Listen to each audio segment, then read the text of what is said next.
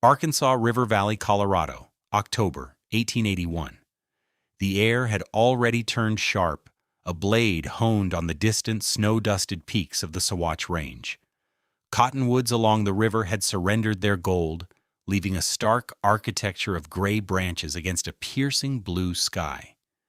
It was a season for final preparations, for chinking logs and stacking the last of the winter's cordwood. It was not, in the considered opinion of every man in the valley, a time for playing in the mud. Yet that is precisely what István Farkas was doing.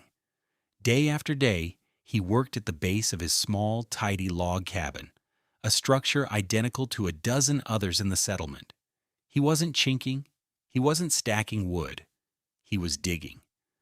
With a shovel and a wheelbarrow, he excavated the heavy ochre-colored clay from a pit 50 yards from his home, mixed it with water from the creek and handfuls of dry bunch grass, and began packing it, with a strange, methodical patience, against the walls of his house. Caleb Dorsey, the settlement's best carpenter, stopped his wagon on the rutted track that passed for a road. He was a man whose confidence was built as squarely as the barns he framed, his opinions resting on the bedrock of proven method. He watched for a long minute, his hands resting on his hips. István, stripped to his undershirt despite the chill, didn't seem to notice. He hauled another barrow load of the thick plastic mud, dumped it at the base of the north wall, and began tamping it into place with the back of his shovel, building it up layer by slow layer. "Farkas," Dorsey called out, his voice carrying easily in the thin air. "What in God's name are you doing to that cabin?" István paused, wiping a sleeve across his forehead, leaving a muddy streak. "I am making it warm," he said, his English still thick with the rhythms of his native Hungary. Abe Pritchard, who had been riding with Dorsey, let out a short, incredulous laugh. "Making it warm by burying it? It looks like you're trying to turn your house into a badger den." The work was slow, monumental, and, to the eyes of his neighbors, utterly foolish.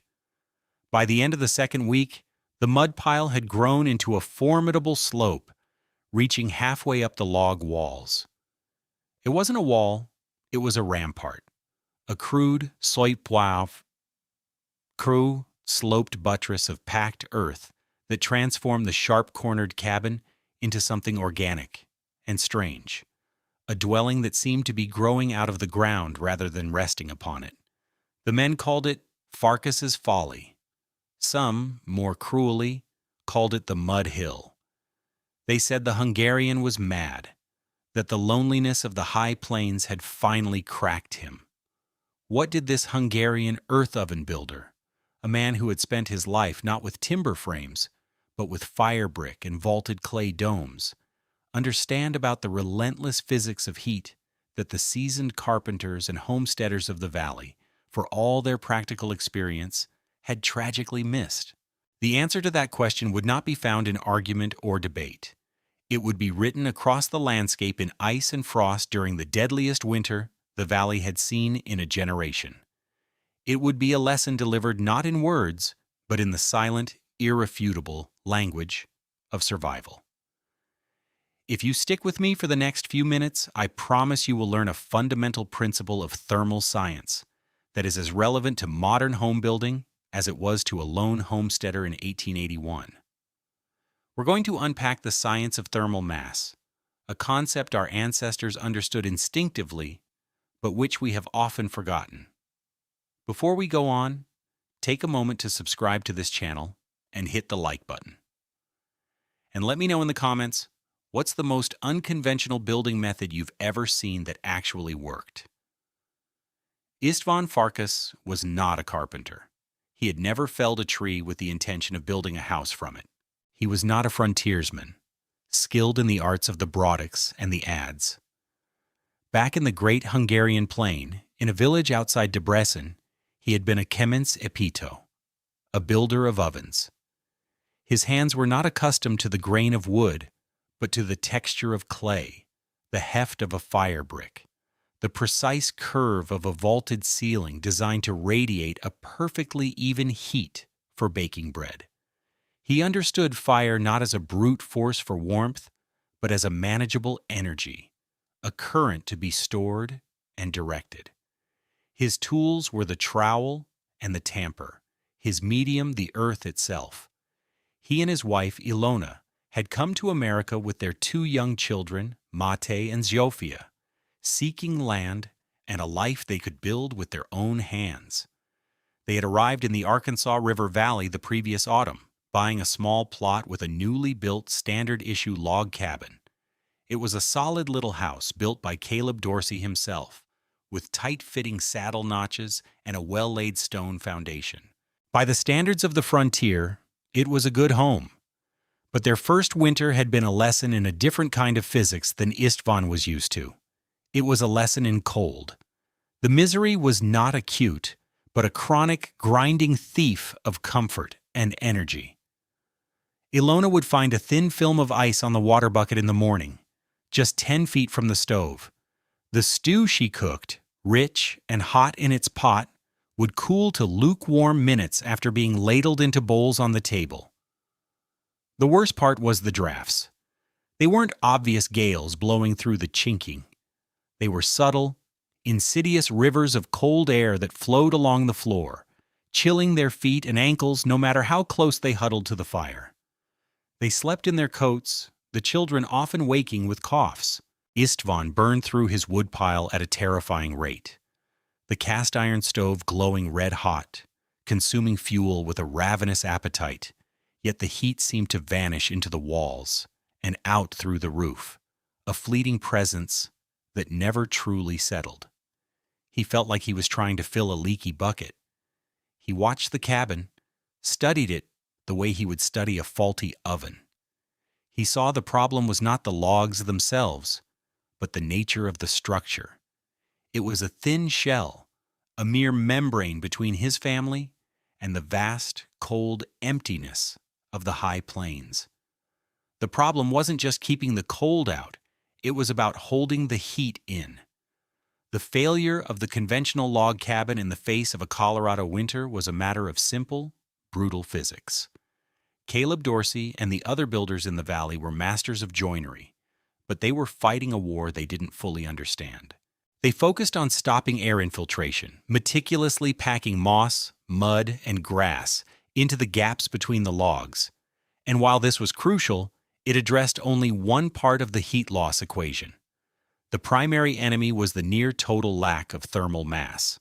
A log wall, even a thick one, has a relatively low capacity to store heat. A standard 8-inch pine log has an R value of about 10, a decent insulator, but it is lightweight compared to stone or earth.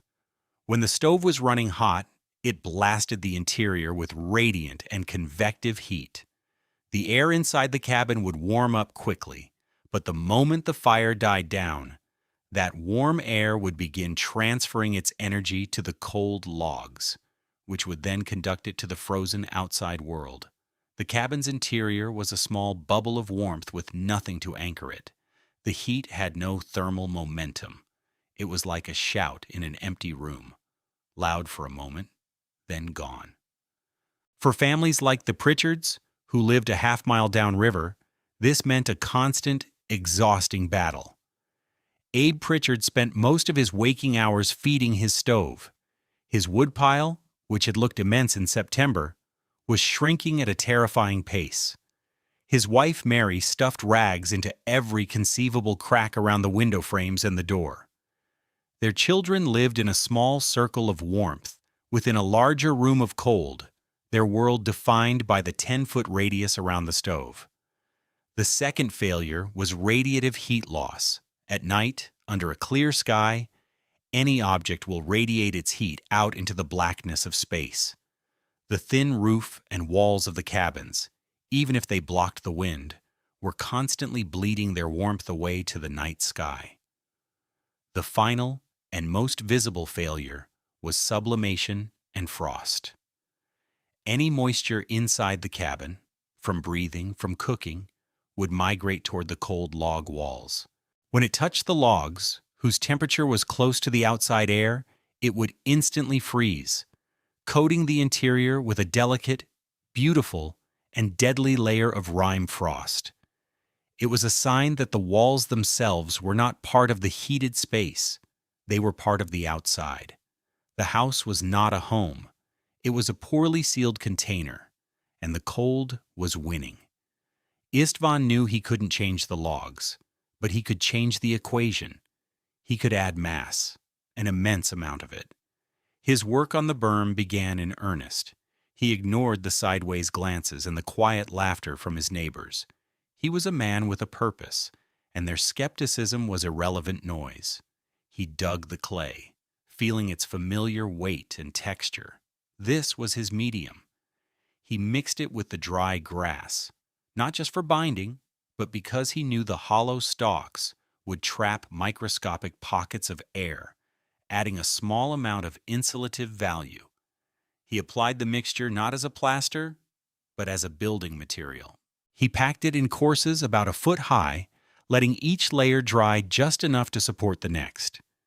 He worked his way around the cabin, leaving the south-facing wall and the windows clear, but enveloping the north, east, and west walls in a steadily thickening shell of earth.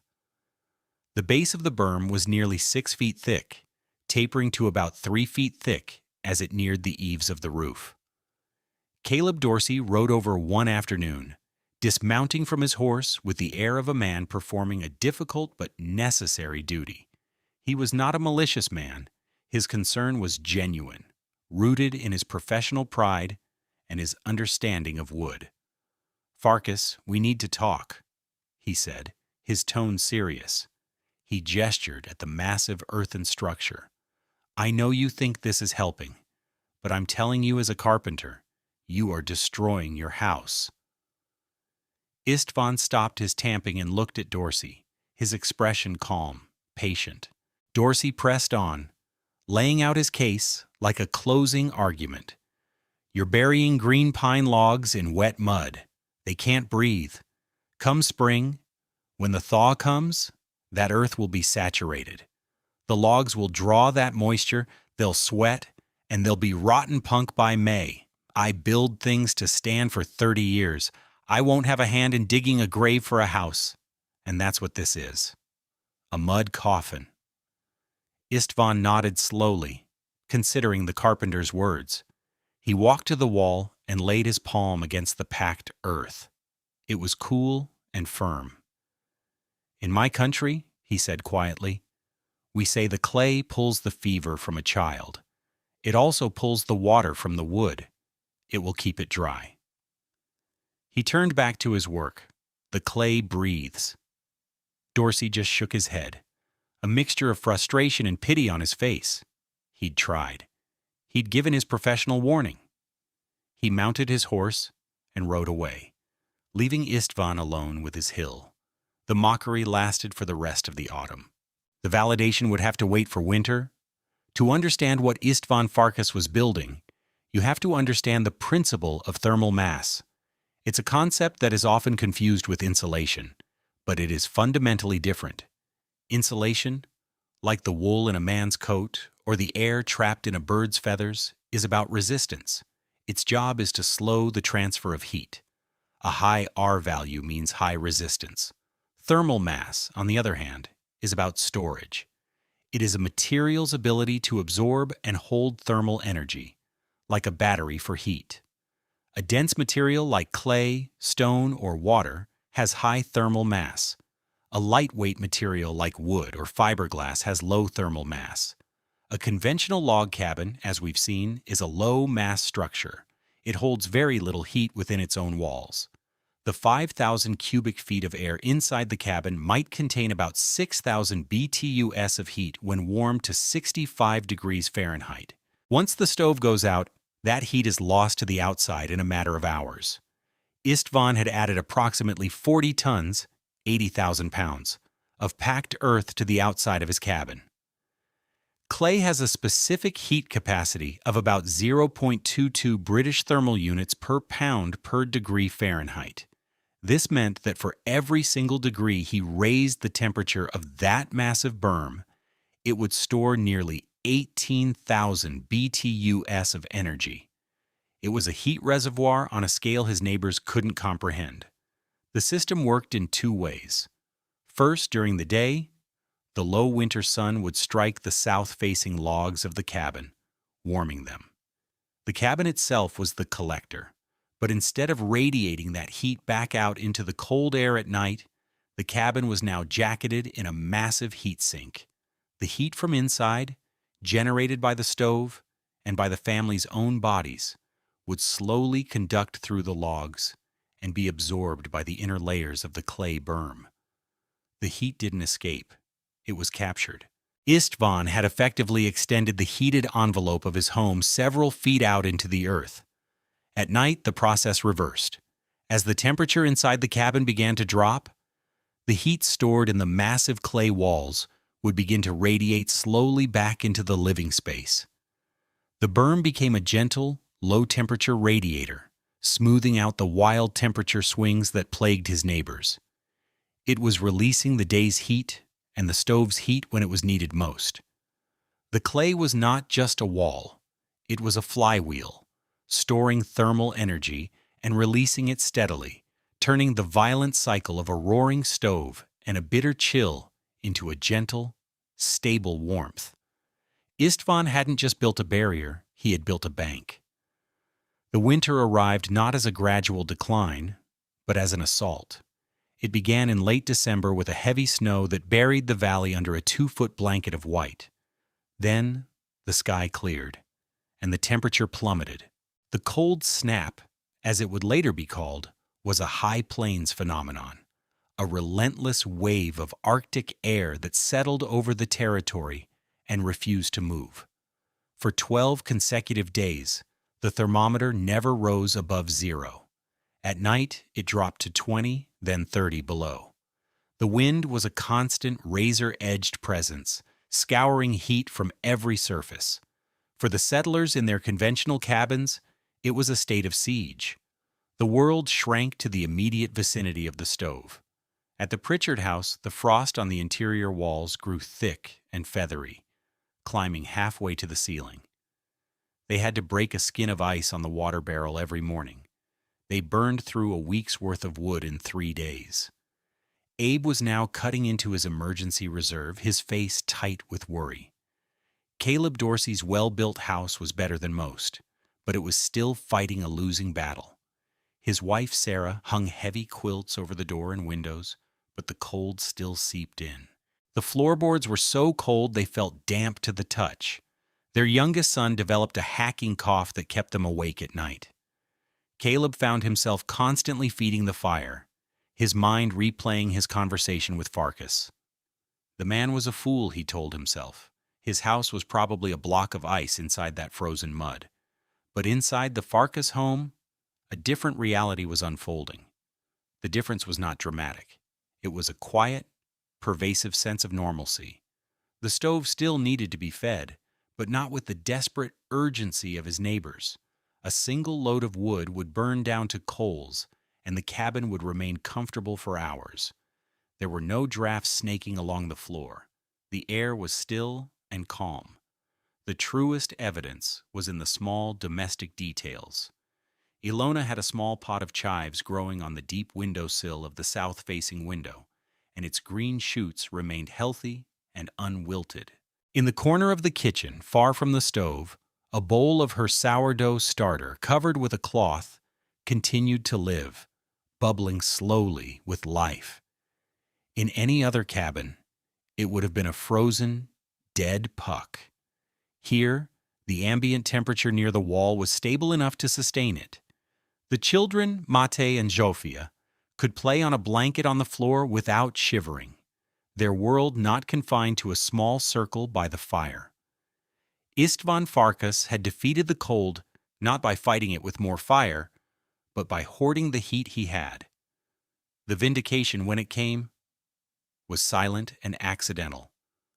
On the 8th day of the cold snap, Caleb Dorsey awoke to find that one of his mules, a stubborn creature named Jude, had broken out of the lean-to and wandered off. Cursing the animal and the bitter cold, Dorsey pulled on every layer of clothing he owned and set out, following the tracks in the deep snow. The landscape was alien, transformed by the extreme cold. Every tree branch, every fence post, every blade of dormant grass was coated in a thick, crystalline layer of hoarfrost. The air itself seemed crystalline, each breath a painful, sharp intake. His own cabin, when he looked back, shimmered. Its logs and roof glazed white where the moisture from within had frozen on its outer skin. He passed the Pritchard place. It too was sheathed in ice, a plume of desperate, overworked smoke pouring from its chimney.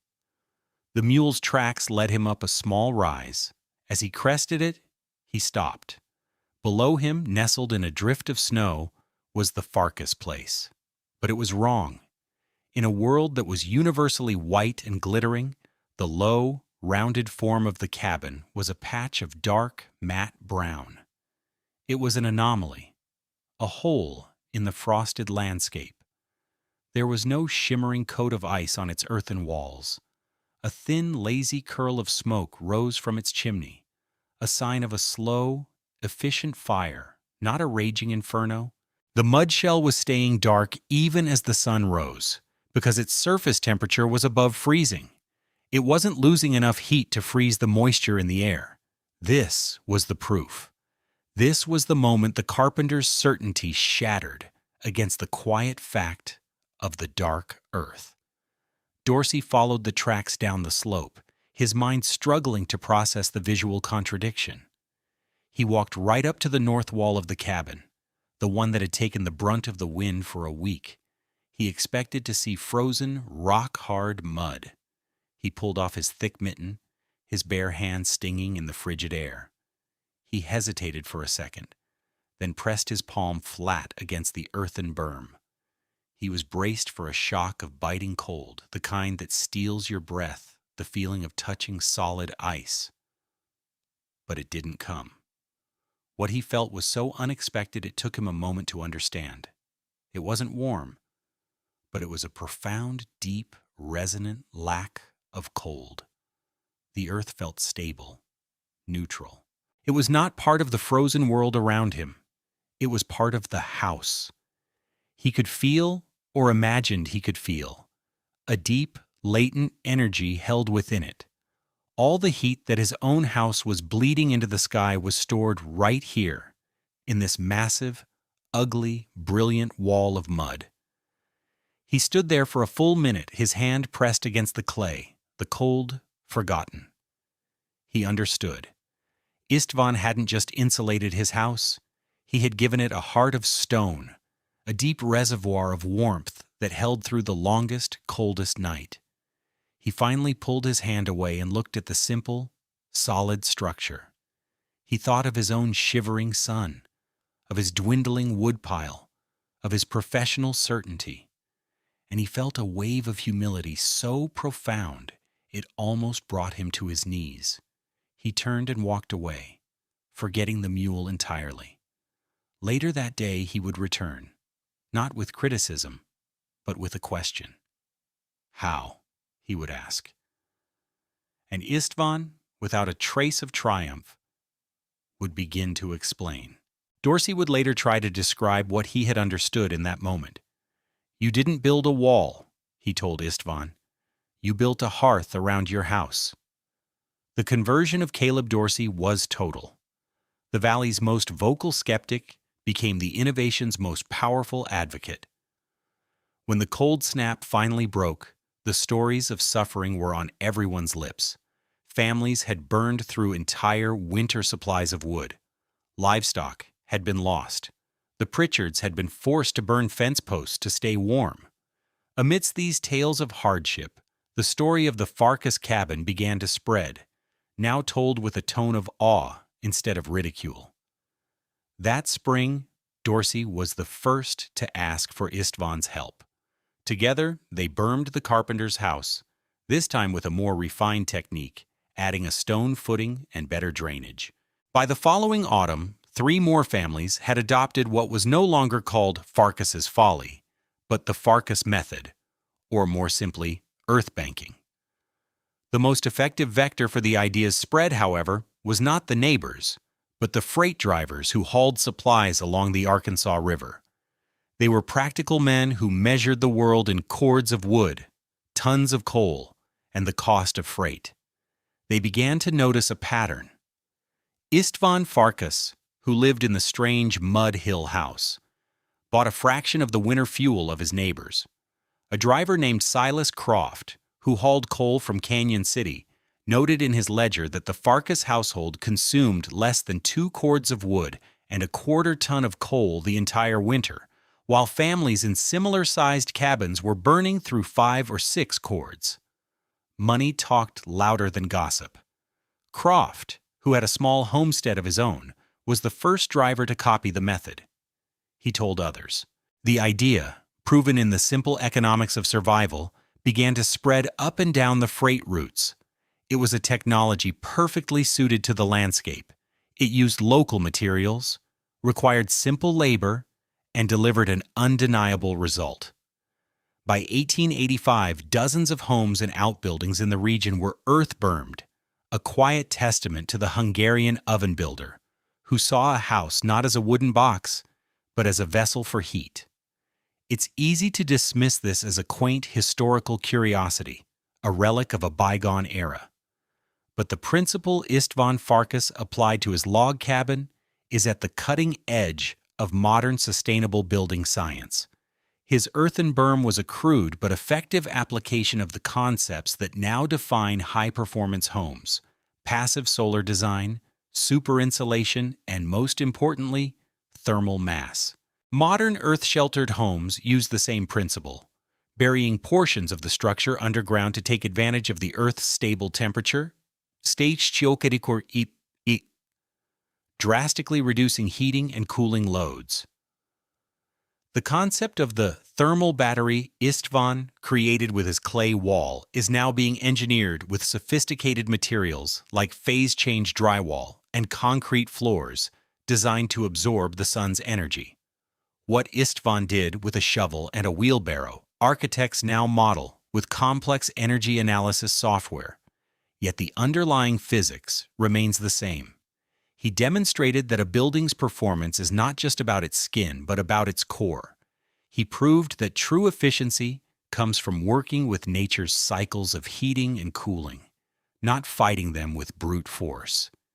His simple mud hill was a century ahead of its time. There is a simple truth in the story of the Farkas cabin, one that extends beyond the physics of heat transfer.